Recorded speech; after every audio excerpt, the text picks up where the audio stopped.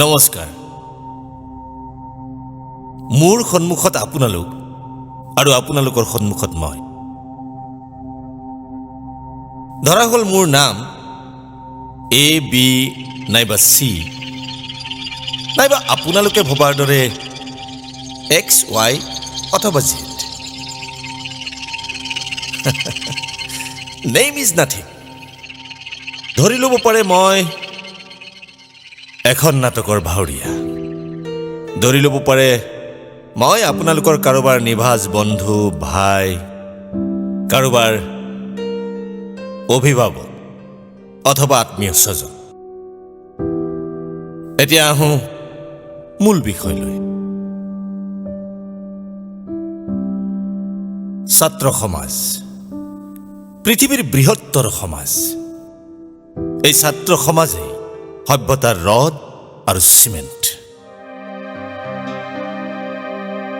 পবিত্ৰতা মানৱীয় দৃষ্টিভংগী বৌদ্ধিক আৰু সাংস্কৃতিক আন্দোলনৰ গুৰি ধৰা মানে ছাত্ৰ সমাজ কিন্তু দুখ আৰু আফচোচ আজি যেনে পবিত্ৰ ছাত্ৰ সমাজৰ কিছু সংখ্যকৰ মাজত নেতিবাচক দৃষ্টিভংগীয়ে মূৰ দাঙি থিয় হৈ উঠিছে Why?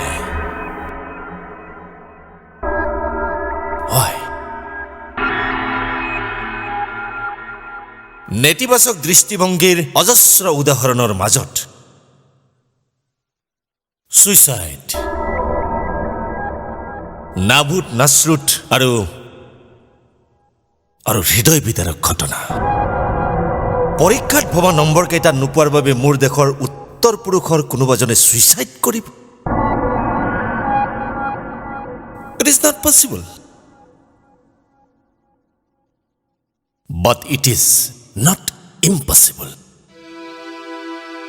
অসম্ভৱ সম্ভৱ হৈ আহিছে এই দেশৰ মাটিত একমাত্ৰ নম্বৰৰ অজুহাতত এই দেশৰ অলেখ সম্ভাৱনাপূৰ্ণ নক্ষত্ৰ ধূমকেতুৰ দৰে পৰি ছাই হৈ গ'ল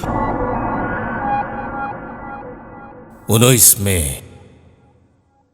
2013 সিদিনা আছিল ৰবিবৰীয়া এটা কোমল দুখমুকালি খবৰ কাকতখন খুলি দেখো অজস্ৰ বাতৰিৰ ভিৰৰ মাজত চকুৰে যেন বিশ্বাস কৰিব নোৱাৰা সেই বাতৰিটো কি যে এক নিৰ্মম সত্য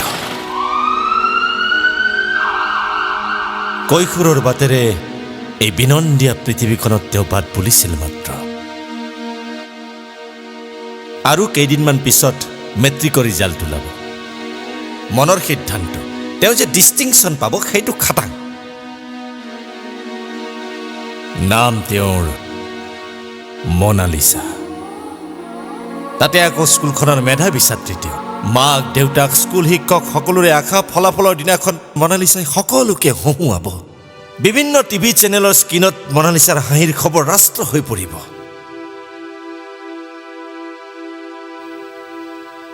কিন্তু নাই সব ফুটুকাৰ ফেন হৈ গ'ল যেন ৰিক্টাৰ 7 স্কেলত কপি উঠিল মনালিসাৰ দুখৰ খবৰ 90% নম্বৰ নোপোৱাৰ ভীতিয়ে মনালিসাক পিষ্ট কৰি পেলাইছিল অস্থিৰ উদ্বাউল মনালিসা আৰু অৱশেষত নম্বৰক আত্মহত্যাৰ তুলাচনীত তুলি দি মনালিসা আঁতৰি গ'ল নম্বৰৰ কৰুণ পৰিসমাপ্তি তুমি মনালিসা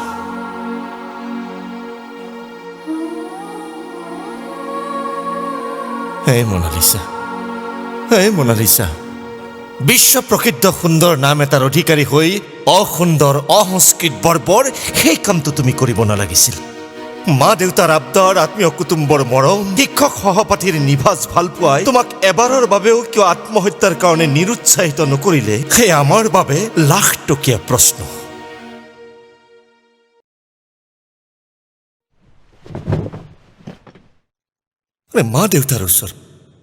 মা দেউতাৰ ওচৰত তুমি ইমান অকৃতজ্ঞ কিয় তুমি স্বাৰ্থপৰ কাৰণে তেওঁলোকৰ মৰমক উপলুঙা কৰিব পাৰিছা হৃদয়হীন তুমি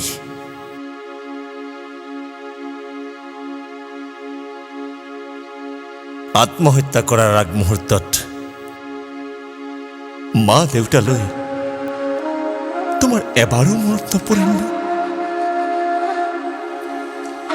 তোমাৰ অসুখত উজাগৰি নিশা হস্পিটেলত তুমি ভাল পোৱা খাদ্যখন বনাই দিবলৈ পাকঘৰত তোমাৰ স্কুল টাইমৰ আগত তেওঁলোকৰ ল'ৰাৰ পৰা টিফিন বক্সৰ পৰা পানীৰ বটললৈকে তন্ন তন্ন হিচাপ।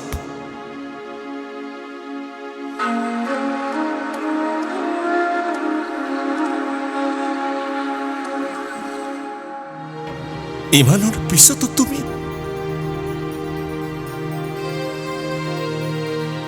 বেয়া পাইছো তোমাক, চৰম বেয়া পাইছো তোমাক।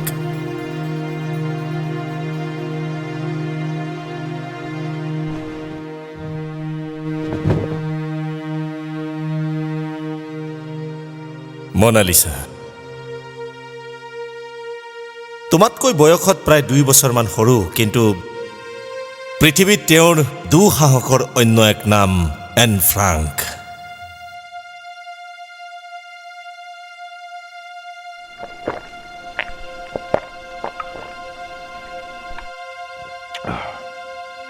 হিটলাৰৰ কুখ্যাত নাজী বাহিনীৰ অপমান, যন্ত্ৰণা, ঘৃণা মূৰ পাতি লৈও কৈশোৰ এন ফ্ৰাংক আমৃত্যু নিজৰ জীৱনৰ উপলব্ধিক লৈ ব্ৰতী আছিল। কনচেন্ট্ৰেশ্যন কেম্পত লাখ লাখ ইহুদীৰ নিধন যজ্ঞ। তথাপি এনৰ নিজৰ জীৱনক লৈ এবাৰো ঘৃণা উপজা নাছিল। এন ফ্ৰাংকে জানিছিল ঘৃণা কৰা মানে নিজক নিশেষ কৰা। জীৱনক ভাল পাইছিল কাৰণে আত্মহত্যাৰ দৰে নেতিবাচক চিন্তা এটা তেওঁৰ মনলৈ অহা নাছিল।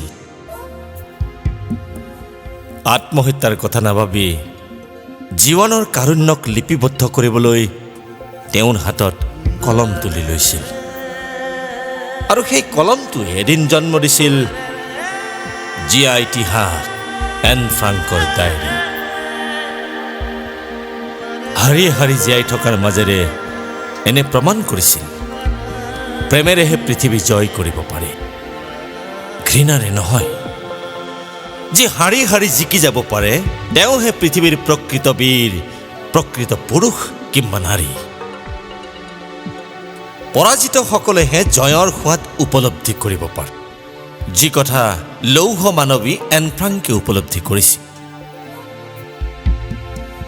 মনালিসা, চুটি জীৱন এটা লৈ আমি মাত্ৰ কেইদিনমানৰ কাৰণে এই পৃথিৱীলৈ আহিছোঁ। গতিকে জীৱনক সৎ আৰু পজিটিভভাৱে আগুৱাই নিয়াত কিহৰ আপত্তি? জীৱন মানে হ'ল চেলেঞ্জ।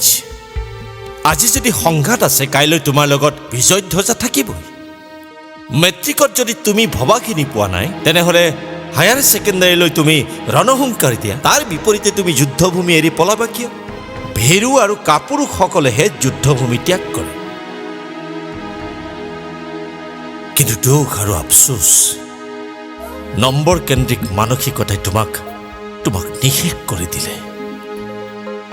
নম্বৰে তোমাক বিবেকহীন কৰি পেলাইছিল। মনালিসা, দুয়োটা কিডনী বিকল হৈ যোৱাৰ পিছতো মানুহে জীয়াই থকাৰ সপোন দেখে, অথচ তুমি ভবা নম্বৰ কেইটা নাপাব বুলি শ্বৰ্টকাট ৰাস্তা এটা লৈ ল'লা।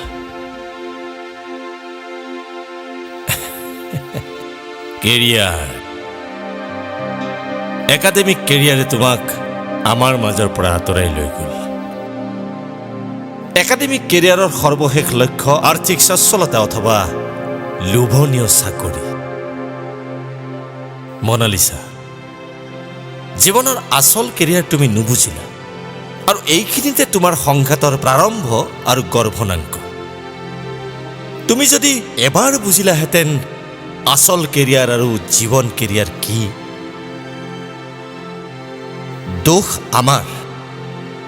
দোষ আমাৰ শিক্ষা ব্যৱস্থাৰ। আমি পৰিশ্ৰমেৰে জগতক কিমান নতুন পোহৰৰ সন্ধান দিছো, সেয়াই জীৱন কেৰিয়াৰৰ লক্ষ্য হোৱা উচিত।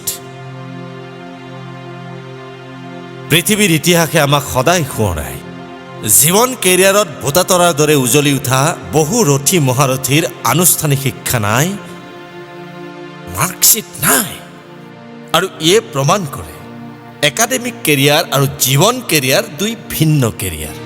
মানি লৈছো, প্ৰণালীবদ্ধ অধ্যয়ন আৰু প্ৰতিষ্ঠাৰ বাবে একাডেমিক কেৰিয়াৰ আমাক লাগিব, কিন্তু একাডেমিক কেৰিয়াৰ জীৱনৰ সৰ্বশেষ সিদ্ধান্ত আৰু আদৰ্শ হ'ব নোৱাৰে। একাডেমিক কেৰিয়াৰ জ্ঞানৰ আদিপাঠ, কিন্তু তাৰ বিপৰীতে জীৱন কেৰিয়াৰ জ্ঞান, প্ৰজ্ঞা আৰু আত্মসংযমৰ পূৰ্ণতাৰ আদিপাঠ। উদাহৰণ: মহাত্মা গান্ধী, পল ৰবচন, বিবেকানন্দ, হজৰত মহম্মদ, যীশু খ্ৰীষ্ট, মহামতী Akbar, Nelson Mandela, Sankardev, Einstein, Edison, Mark Twain, Maxim Gorky, Mother Teresa, Stephen Hawking, Lu Xun ইত্যাদি। মনালিছা, জীৱন ইমান সুন্দৰ, অথচ তোমালোকৰ দৰে আত্মহত্যাৰ পথ বাছি ল'বলৈ তাক নুবুজিলা। আত্মহত্যাৰ সিদ্ধান্ত লোৱাবোৰে মৃত্যুক বৰপীৰা আগবঢ়াই দি ক্ষান্ত নাথাকি গোপনে তাৰ প্ৰেমত পৰে। কিন্তু মৃত্যুৱে জানো প্ৰেমৰ ভাষা বুজি পায় মনালিছা? সেয়ে তাৰ হাঁহি আৰু আবদাৰক বিশ্বাস কৰাতকৈ ফেটি সাপক বিশ্বাস কৰা ভাল, বজ্ৰপাতক বিশ্বাস কৰা ভাল। ইমানৰ পিছতো তুমি মনালিছা ক্ষমাহীন ভুল কৰিলা। মনালিছা, তোমাৰ মৃত্যু মানে এটা শোকৰ কবিতাৰ নৱজন্ম। তোমাৰ মৃত্যু মানে প্ৰিয় মানুহবোৰৰ বুকুৰ তেজ গোট মাৰি বৰফ হোৱা। হুমনীয়া হৰলে খলপত তোমাৰ সোণালী অতীত, সেউজীয়া আৰু বৰষুণক ভাল পোৱা তুমি হঠাৎ গুচি গলাগৈ।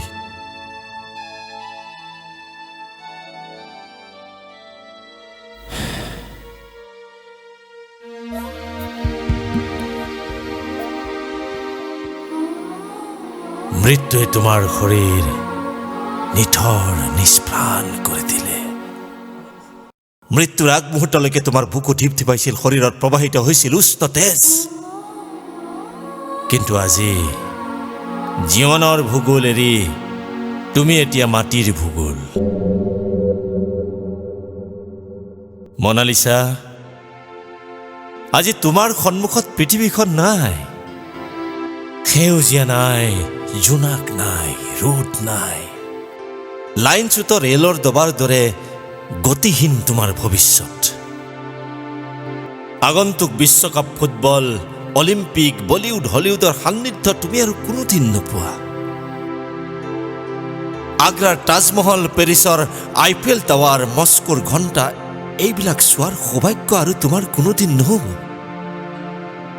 তুমি গ্ৰীচৰ ৰাজধানী এথেন্সলৈ কোনোদিন যাব নোৱাৰা। তুমি আত্মহত্যা কৰিলা মানে এই পৃথিৱীলৈ আহি হঠাৎ উভতি গলা, আৰু উভতি যোৱা মানে প্ৰচণ্ড ধুমুহাই গছ এডাল উভালি থৈ যোৱা। যিজোপা গছত ফুল নুফুলে, ফল নালাগে, এই প্ৰমাণ কৰে আত্মহত্যা মানে অজস্ৰ সুযোগৰ অপমৃত্যু। মনালিছা, তুমি যে অভিমান কৰি হঠাৎ গুচি গলাগৈ, এতিয়া তোমালোকৰ বাগিচাৰ ফুলগছবোৰক কোনে আবদাৰ কৰিব? পাহাৰ, নদী, মেঘ আৰু আকাশক লৈ কোনে কবিতা লিখিব? ইণ্টাৰেষ্টিং কথা কি জানা? তোমাৰ হাতত ধৰি সৌ পাহাৰখন ওখ হ'ব খোজে, ঠিক তেনেদৰে তোমাৰ হাতত ধৰি আগুৱাব খোজে সত্যৰ সন্ধানত বিজ্ঞান, শব্দ আৰু অনুভৱৰ হাতত ধৰি সাহিত্য, প্ৰেম আৰু ভাতৃত্বৰ হাতে হাত ধৰি মানৱতা। মনালিছা, আন 10 জনৰ দৰে তোমাৰ বুকুতো মানৱতা আছিল, কিন্তু মানৱতাক প্ৰতিপালন কৰিবলৈ তোমাৰ জীৱনটোক তুমি সুযোগ নিদিলা।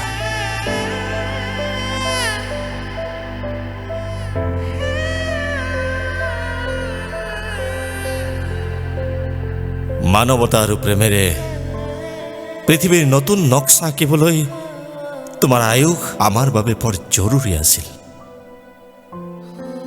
মনালিছা, পৃথিৱীয়েতো কোনোদিন কোৱা নাই তোমাৰ ভৰ সহ্য কৰিব নোৱাৰো, ৰাষ্ট্ৰইতো কোনোদিন কোৱা নাই যে তোমাৰ দায়িত্ব আমি ল'ব নোৱাৰো, আনকি পৰিয়ালৰ মানুহেও কোৱা নাই যে তুমি আউটডেটেড।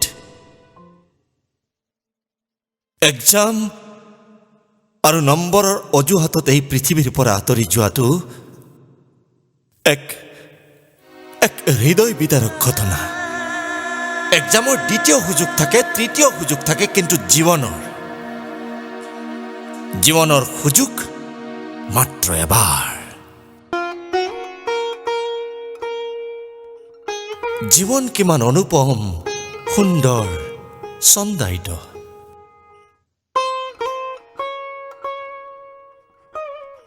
তোমাৰ দৰে মেধাৱী ছাত্ৰী এগৰাকীয়ে এটা ভুল বাটেৰে এবুকু অভিমান লৈ পৃথিৱীৰ পৰা গুচি যাব নালাগিছিল। তোমাৰ ভুলৰ পৰা আমি শিকিব খোজো জীৱন যুঁজত জীয়াই থকাৰ শক্তিশালী পাঠ। Exam and suicide, no suicide, only smile, smile and smile. মনালিছাৰ ভুলে আমাক শিকাই থৈ গ'ল আমাৰ জীৱনৰ কেমিষ্ট্ৰি সদায় নিজৰ হাতৰ মুঠিত। সেই আত্মবিশ্বাসেৰে আমি প্ৰত্যেকে 100% নিজক উজাৰি দিব লাগিব। তাৰ পিছতো যদি পৰাজয়, আমি বুজিব লাগিব এক বৃহৎ জয়ে আমাক অপেক্ষা কৰিছে। হে কোৱা হয়, failure is the pillar of success. অসম্ভৱক সম্ভৱ সংগ্ৰামৰ অন্য এক নাম। আমাক এদল সংগ্ৰামী মানুহ লাগে, যাৰ সংগ্ৰামী চেতনাত প্ৰতিভাত হয় জীৱনৰ অনুপম সৌন্দৰ্য, শক্তি, সামৰ্থ্য, গতি আৰু প্ৰগতি। অসম্ভৱক সম্ভৱ সম্পৰ্কত কোৰিয়াৰ সফল ব্যৱসায়ী তথা লেখক কিম অ'-চুঙে কৈছিল, When another starts counting the impossibilities, then I start counting the possibilities. Now, thank you and good night to all. Goodbye.